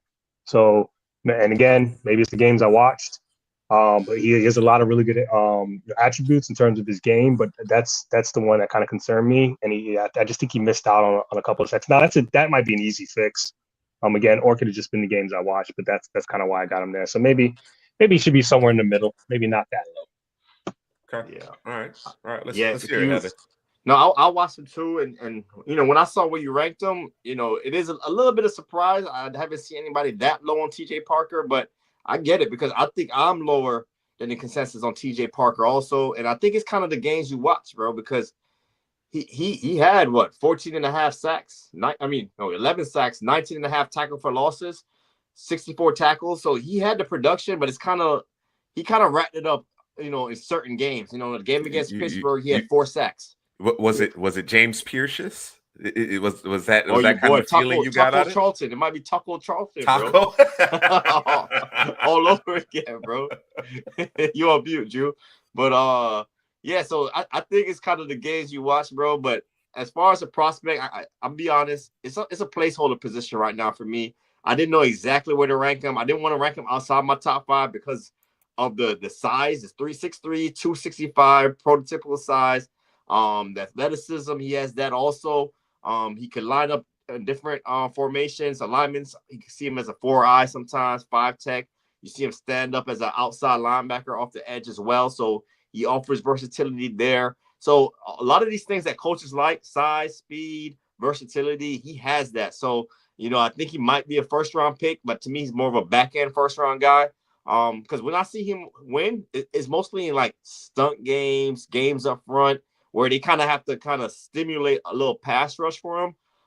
Because he kind of, when he wins mano a mano, it's kind of like strength through contact. It's not really pass rushing moves. I think he needs to develop a little bit more there. But man, like he's a guy though, 6'3", 265. Like I said, I want to see him compete more in the run game. I see him get washed out of plays at times, but to me, it's kind of like what game you watch, bro. What game are you watching with TJ Parker? He's going to be a prospect I'm watching really closely this year. I got to watch him the game-to-game consistency and see what he does against the higher competition, the higher tackles, because there's things he needs to work on. But as of right now, I'm going to just place him at 3 and see how the season goes for TJ Parker. I thought what Drew said about Parker before you gave your analysis, Headley, was interesting because I was doing some film study on the next player you have ranked here, Headley, Ruben Bain. And I thought that Bain was a better player when there was less space between him and the offensive lineman, right? Because Bain has some sneaky athleticism, some sneaky initial quicks, but he doesn't have that explosiveness, that second, third step to close space, to really put a tackle in a bind because of that burst, right? So I wonder if there's some parallels there with Parker as it relates to the space. Now, I'm not talking about the pass rush moves or hand usage or anything like that. I'm just talking about how they win, right? I think Bain is a more effective player when he's able to force the tackle or the guard to block him, right? If there's space, there's other players, right, like the David Baileys of the world, where if you give them space, you're asking for trouble. If you can't get your hands on them, it's a wrap. You understand what I'm saying? So different types win in different ways, but I just wonder if that there's a parallel there, something to keep an eye on as we work through it. Let's see, Drew, who you got here at number 3? Oh, we did our Mason Thomas. So I'm going to stay with you, Headley, for a moment here and talk about the aforementioned Ruben Bain. You're a little bit higher on Bain than Drew is. Why is that? Yeah, I think you hit the nail on the head, man, because when I watch Bain, it's all about physicality with him. At the contact point, like he's a physical football player. He's fighting, he's disengaging, he's doing anything to get to the quarterback, bro, or the ball carrier. So, like you said, the less space with him is like it's deadly. It's deadly, bro, because he uses his hands really well. Also, I got him as this boy's a dog. He'll get blocked, play in and play out. No, I said he'll block, play in and play out. I'm not sure what I meant right there, bro. But to me, bro, consistency, play in, play out. That's probably what I meant, man. He's a dog. I like when they move inside as well. He showcases more of a that quick twitch ability from the inside. He could bend under blocks and get into gaps as an inside pass rusher. When he reduces down, he works through those blocks really well. Also because of his physicality, he has that speed to power as a pass rusher.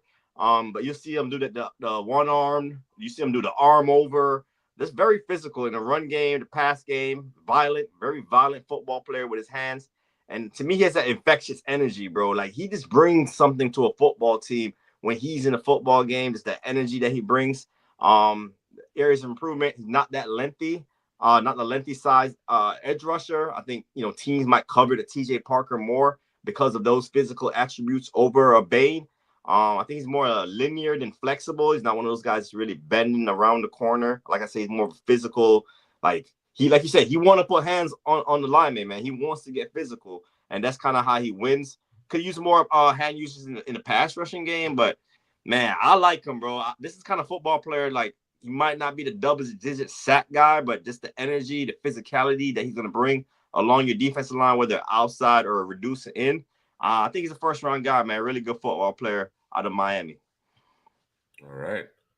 We got Drew's fourth-ranked edge rusher here for the 2026 draft class, Danny Dennis Sutton.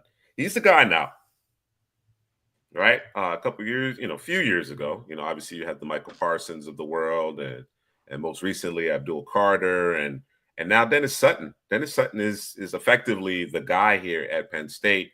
We're expecting Penn State to make another playoff run and be really good here in the Big Ten. What's your thoughts on him, Drew? Yeah, it's really, excuse me, has really good initial burst. He's low? Is he low to you? He is. I know he's trying to address that feedback. Oh, so. Okay. Oh, man. Hold up.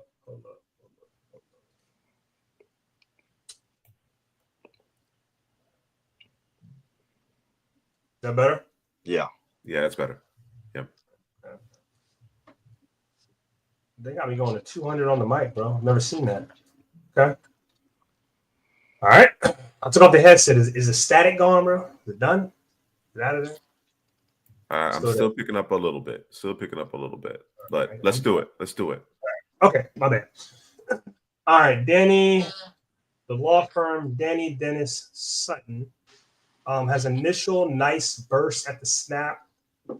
He times up the snap really well. He reminds me of Alex Brown back in the day for the Gators. Dating myself. Gotta get a Gator in there. I like it. Pre and post snap looks. But you didn't like Gators, bro. He appears long. Nah, Hadley likes him, bro. He likes him. He like Tyreek Sapp more than you do. Do I? Yeah. That's probably around the same. It ain't too much higher, probably. It's close, but you still higher on him. So listen, do you know why Hadley likes Tyreek Sapp more than I do, bro? Why is that, bro? Because I got other guys on my team I can like, and he don't have too many guys on his team that he can like. That's facts. But he can drop back into coverage. I know he had a pick in the Notre Dame game where he just kind of dropped back into coverage and was able to just kind of drop into that zone, caught it, and probably should have scored. But that's neither here nor there. I think he has violent hands once he makes that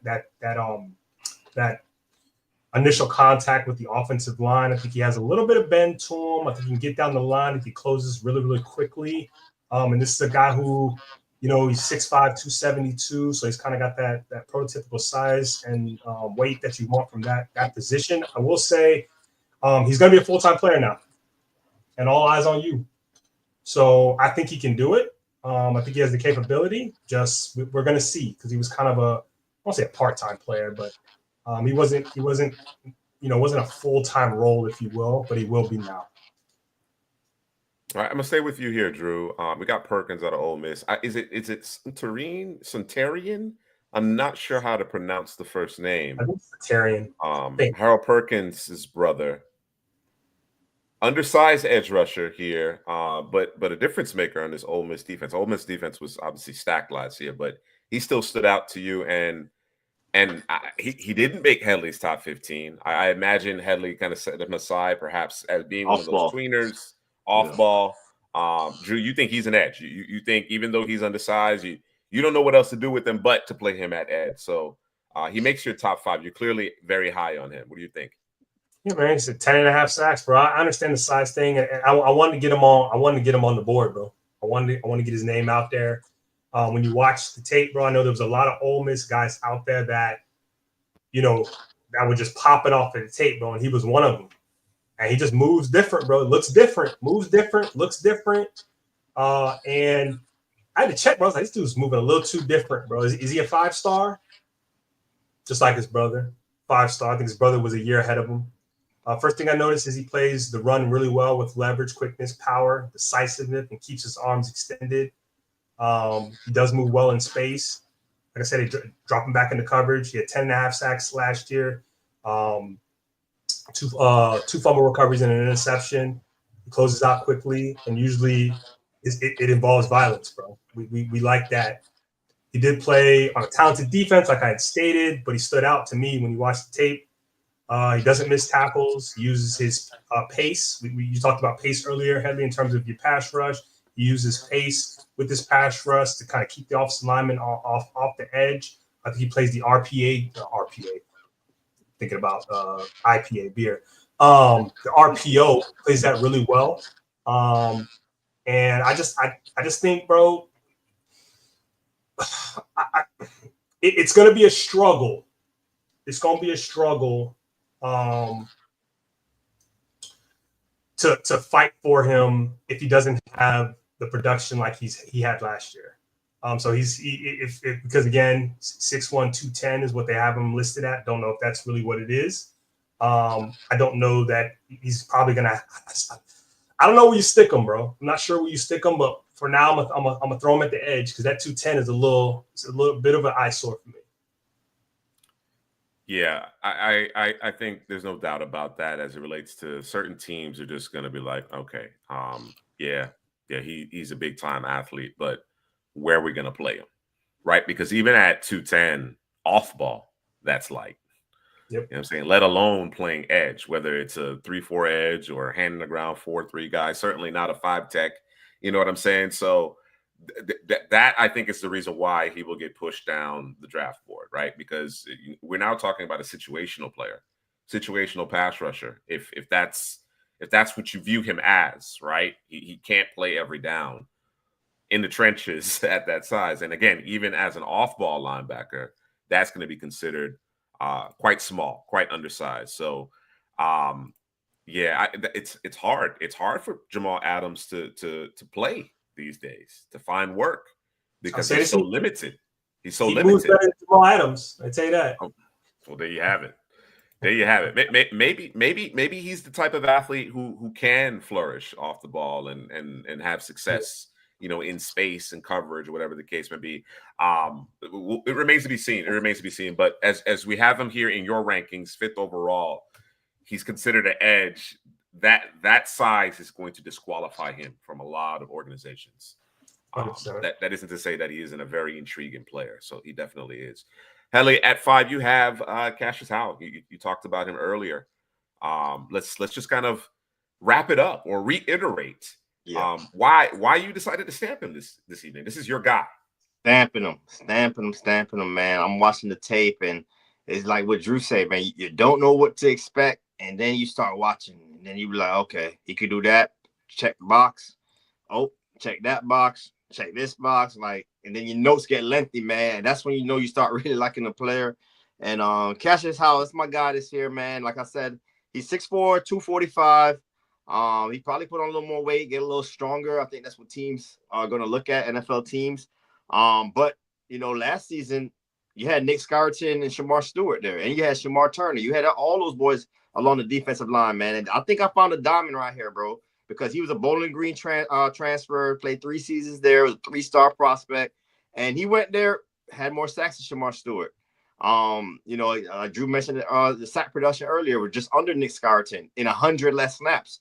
I didn't know that's that. So Drew, I'm gonna use that one every time I talk about Cassius Howell now, because this guy plays bigger than his size. At 245, he plays bigger than his size. He can get off the ball. He can use his hands as a pass rusher. He can close to the football. He's quick twitch. He can kind of get under tackle's arm, bend the edge a little bit. It's just very hard for offensive linemen to stay in front of him because of his twitch. He's smooth with it. Like I call it pace, man. He's crossing guys over. Like he's breaking off stems as a pass rusher, bro. You overset, I'm coming back inside. If you stay too inside, I'm going around the corner. It's just so hard to stay in front of my guy Cassius Howell. Also, he can drop into coverage. I think he's very disciplined when dropping into coverage. Very aware football player in the passing game. So he's playing that 3-4 outside linebacker. You need that versatility as well. So he's very comfortable in space. He's like 3-4 outside linebacker, and I think big season, bro. Big season coming. No Scarton, no Stewart. He's the man now there at Texas A&M. I'm expecting double-digit sacks, and I got him here in my top 5. You're not going to see that nowhere else, man. I'm very high on Cassius Howell. All right. There you have it, Cassius Howell. All night we've been talking about Cassius Howell, so get to know the name. All right, Drew. Derek Moore Jr. out of Michigan. I think you're substantially higher on Moore Jr. out of Michigan than compared to Headley. Headley has him just outside of his top 10, if I'm not mistaken. So why is Headley wrong, Drew? Yeah, Headley's wrong, bro. Let me get over here. Where you at? Let me grab him. Where I got it, man. Derek Moore, 6'3", 256. He has good balance and speed, power, and discipline with good hands and a plan, bro. Let's talk about we need you with a plan, bro. Can't just be going in there crashing out. You gotta have a plan, and he's got a plan. Uses speed to beat the offensive around the corner or inside when we cross that face. Uses speed to power well and consistently. He will retrace his steps. Juice talks about that consistently. Appears to have enough power to play on the edge, but he appears to be a part-time player, so need to see what that looks like as a full-time player, and it's probably going to get that run this year. Hands look strong and violent. Here appears to be long. We talked about who was we talking about with the pterodactyl over there? My boy Romello Height. Romello Height. Yeah. And I think Moore might be a guy. I don't think he's as long, but it's noticeable on tape. So again, we talk about that tackle range. He's got that. There's a lot of intangible disruption. That does a lot of intangible disruption. So it's not necessarily, when I say that, that's not necessarily making, the sack or the TFL, but he might turn something back outside, inside. He might rush the quarterback. He might does enough in the disruption of the play that other people can eat. He closes out quickly, closes out slowly, but it's calculated because he's not necessarily looking to make a mistake. Just need him to finish more. I need you to move a little bit quicker. I need that closeout speed to be quicker. Still be calculated, but I need to be quicker. So I think this is a guy on the rise currently. Mutes. All right. So that is Derek Moore Jr. out of Michigan. Yeah, Headley had him here at 11. At number 7 for you, how do you have Trey Moore? So another Moore, but we're going to go down south to Texas. I do recall you speaking pretty glowingly about Trey Moore when we were talking about the Longhorns prospects. Remind us why he should be on everyone's radar. Yeah, listen here, 6'3", 250. And I kind of teased it, I think in the chat. I had 2 stamps tonight, and he's my other stamp, bro. Trey Moore from Texas, because I think they're sleeping on him because he's playing with so much talent. He's played with Colin Simmons, a 6-star prospect. You had Sorrell last season. You had Alfred Collins and Broughton in the middle. You got Ethan Burke that does his thing on the edge too. And no one talks about Trey Moore for some reason, but when I throw the tape on, bro, this guy's a pass rusher. I know they got him at off-ball linebacker now. That's interesting because to me, he's a pass rusher all day at the edge. He's very productive at UTSA before transferring to Texas last season. And just like my guy Cassius Howell, now he gets his turn, bro, as a pass rusher, gets more snaps on that defense, that Texas defense. I think he'll supplant Ethan Burke. Burke's a good player, but I think Trey Moore could be very special, bro. He kept on flashing in a room full of ballers last season, like I said. And has legitimate pass rushing moves, bro. Like bend the edge, flatten, can do all that freaky stuff, bro. Like Trey Moore can do it. Good get off, nice first step, got really good speed as well. I think he's just gonna ascend this season, bro. I think he's gonna be a name that people are gonna circle and watch some more, because every time I watch him, he's standing out, bro. Before I even watched the tape and evaluated him, I was like, Trey Moore ball. I think he's number 8 single digits, and he gets after the quarterback very, very efficiently. Real quick, you both have Mikhail Kamara out of Indiana as your 8th ranked edge rusher here in the 2026 class. I want to hear your thoughts, both of you. Real quick though, brevity.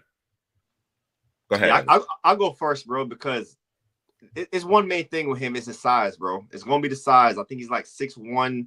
I'm not sure his weight. He's a little undersized, but he checks a lot of boxes. When you watch that defense last season, man, it was my boy CJ West on the inside, and then your boy Kamara. I thought he was coming out last year because he has the technical stuff, he has the burst, he has everything that you want as a pass rusher. It's just the size. He probably didn't like where they said he was going to be drafted. They wanted to improve his draft stock, and I think he will. I think he will, man, because he checks a lot of boxes.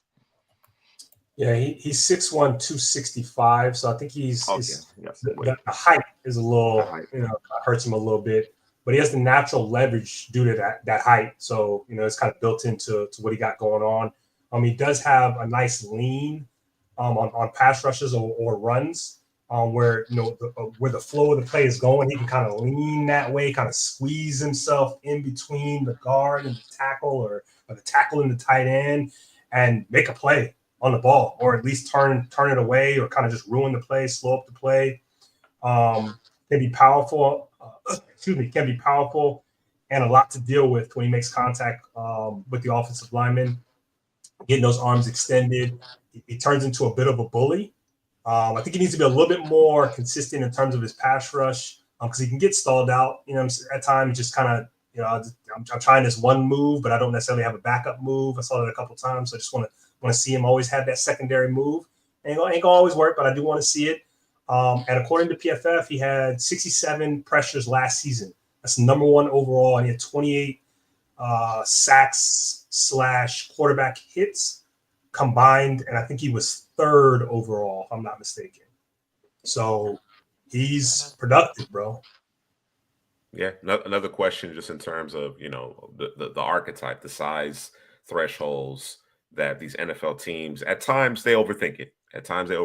I think in certain instances, depending on the scheme, it does matter to a certain degree, but very good player. We'll see if he does, in fact, bolster his draft stock. Let's talk about Mateo Ngalele out of Oregon. Yeah, Mateo. Brother DJU, huh? Yeah, DJU, brother.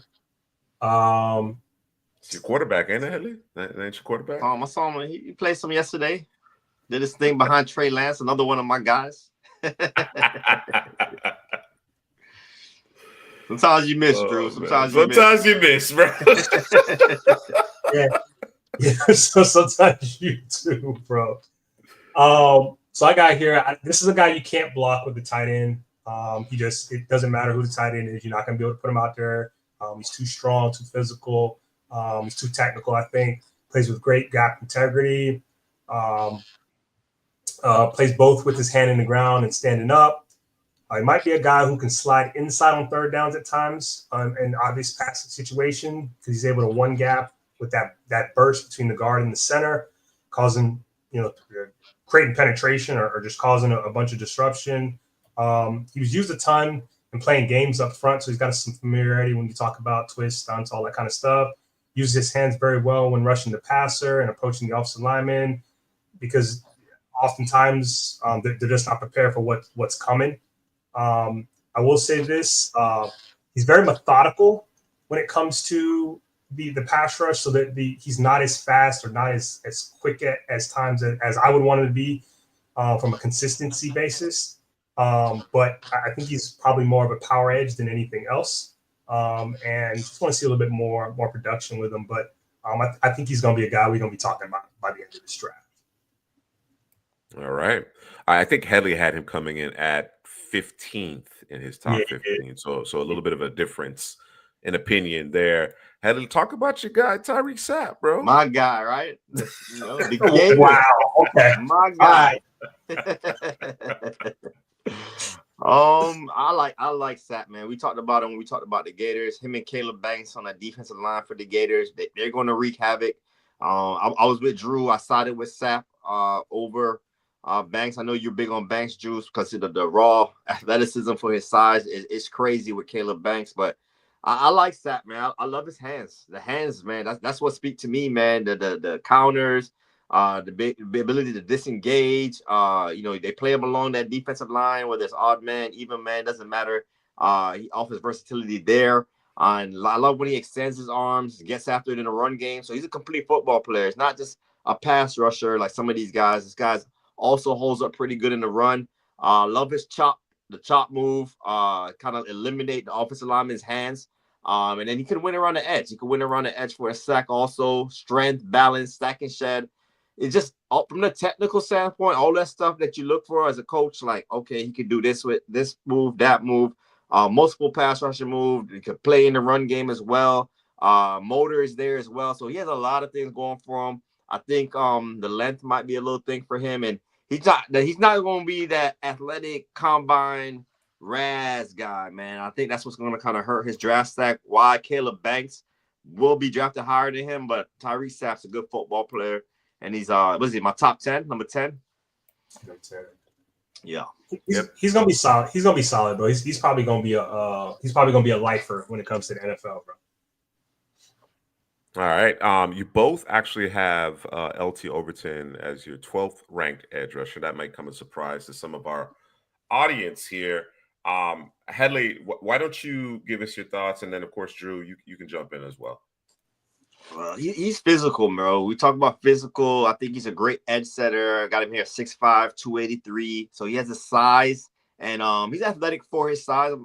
He's not like the most athletic guy, but as a 6'5", 283 player, I think he plays with some athleticism. He was a big time prospect. He might have been a 5-star. Went to Alabama, and the reason why I don't have him higher than most, I just think that.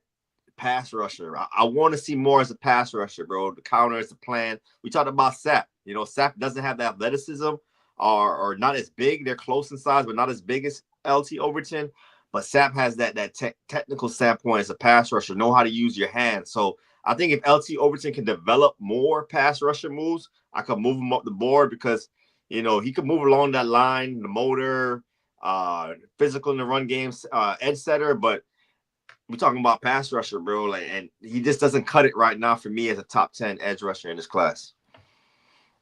Gotcha. Yeah, it's unfortunate. I don't know that he's going to learn. I don't know if he's going to improve that at Alabama. I think he might just be that power edge, hold the edge. He is responsible. He's reliable. He's disciplined. He's not a guy that you're gonna say what the hell were you doing on this play, because he's gonna be where he's supposed to be. I got in my note, bro. It's the only note that I got for him, bro.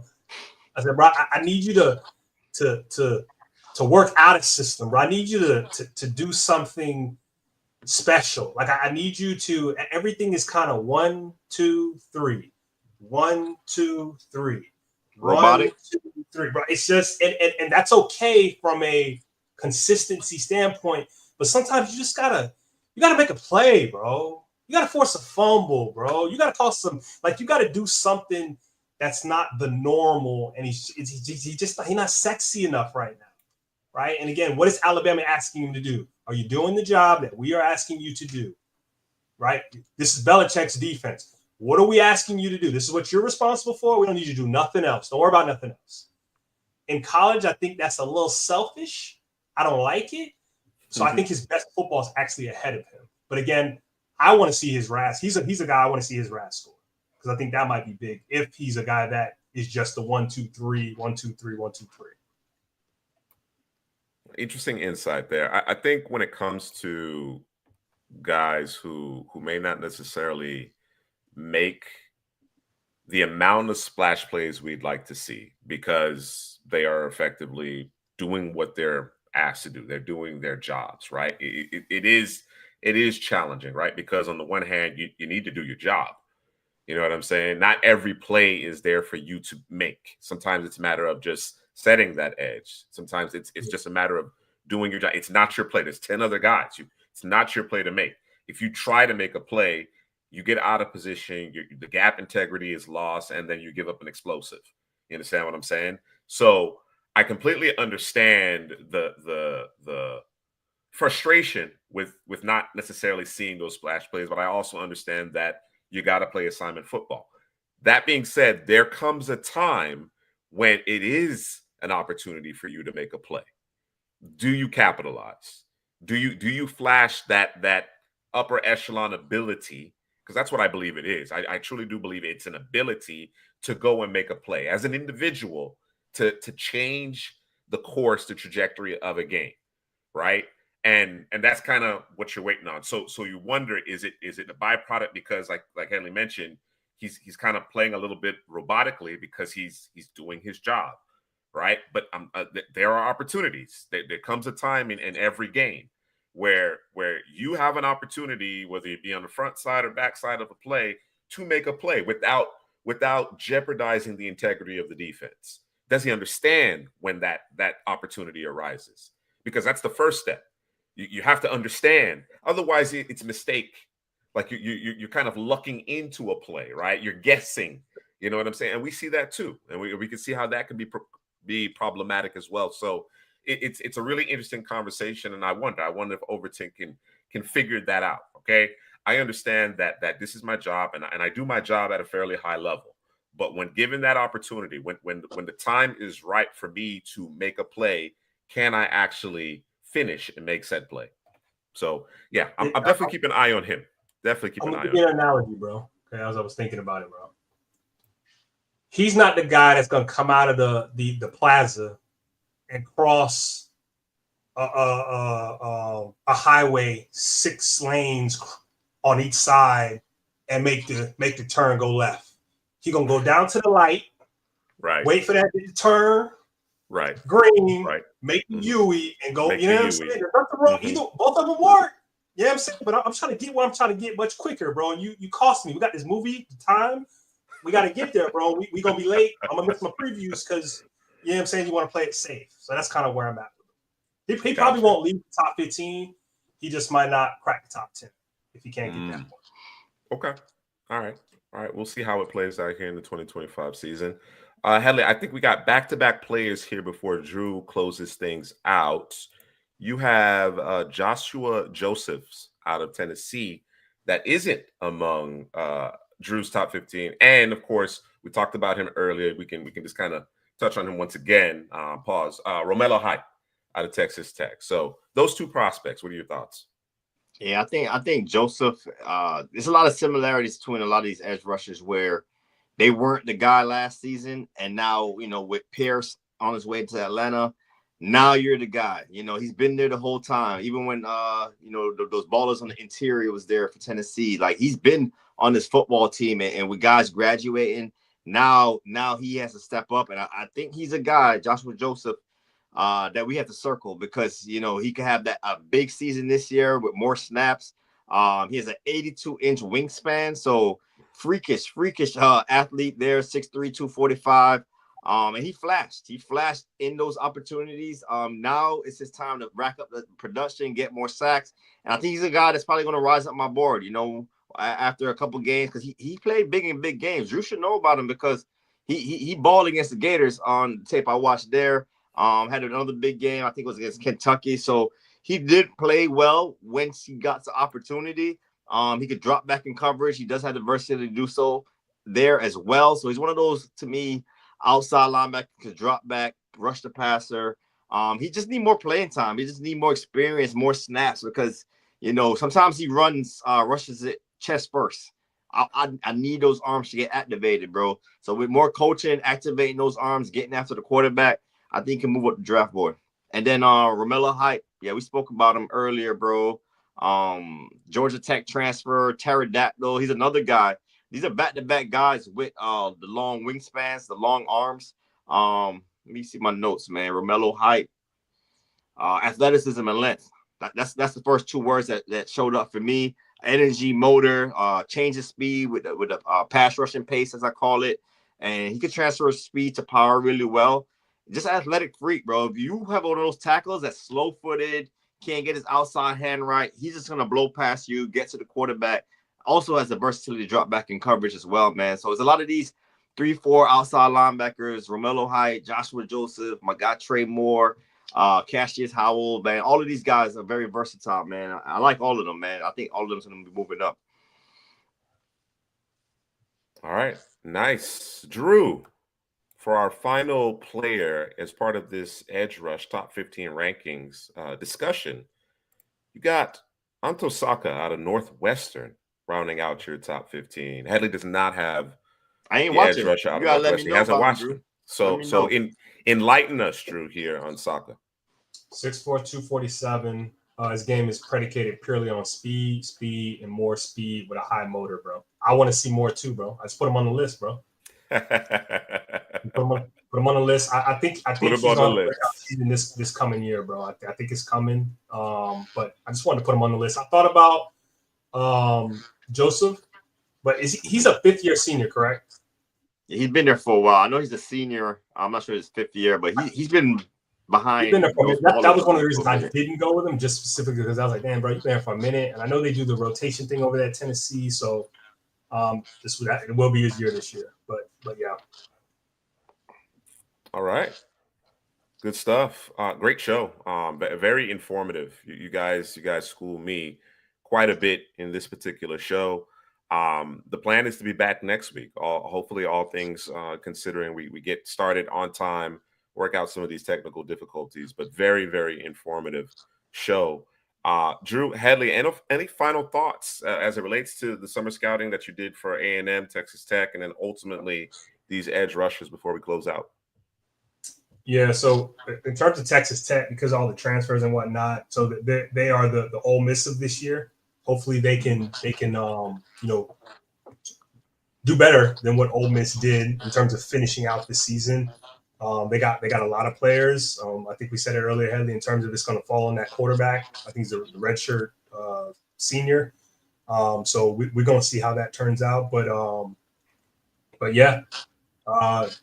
Texas Tech, bro. Oh, by the way, y'all join the TikTok, bro. Join the TikTok, man. We need to get to 1,000 followers so we can stream live there, because I think that's going to pop this thing off.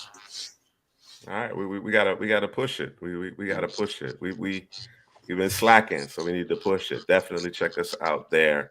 Particularly if you like that shorthand, that format, right? A lot of what we discuss here is on the TikTok, but chopped up for those of us, including us. I mean, everybody's subject to it with the shorter attention spans. All right. Again, great show, fellas. Great work. Before we go, Drew, I just want to answer Mr. C's question, bro. Overton or Jared Ivey? It depends on what you're looking for. Ivey, I think, is a better pass rusher. I like Ivey from the inside, and then Overton, better run edge setter as an edge. So it depends on what you're looking for. I was surprised Ivey didn't get drafted. He didn't get drafted, right? He was an undrafted guy. I thought that was crazy, bro. If that's the case, I think the athletic testing, bro. The athletic testing is it's gotten to a point where teams are jumping the shark. They're overthinking it. They're absolutely overthinking it. There are better football players going undrafted than the guys that are being picked. Not just day 3, but even in day 2 at times, right? Because of some perceived athleticism athletic limitations. So at any rate, imperfect science for sure. And Mr. C. Prasky and Seahawks are the beneficiary there with Ivy. All right, folks. Be sure to like, comment, and subscribe. Those of you lurking, go ahead and just hit the subscribe button, man. Hit the bell too, so you know when we go live. All right. For Headley, Drew, this is Juice. Have a great night.